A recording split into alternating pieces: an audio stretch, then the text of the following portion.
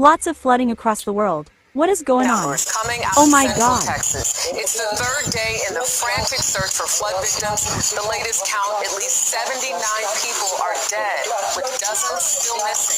President Donald Trump today signed a disaster declaration for Kerr County, the hardest hit. And Pope Leo sending his condolences from the Vatican, praying for the victims' families at his Sunday service. And we're now getting a big picture look at what unfolded. The flood water spreading to 20 counties across the state. 27 of the victims are girls and staff from the summer camp.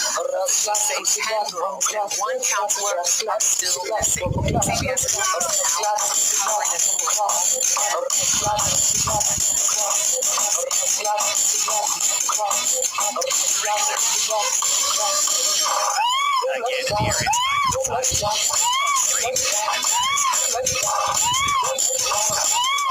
on the bank still searching survivors.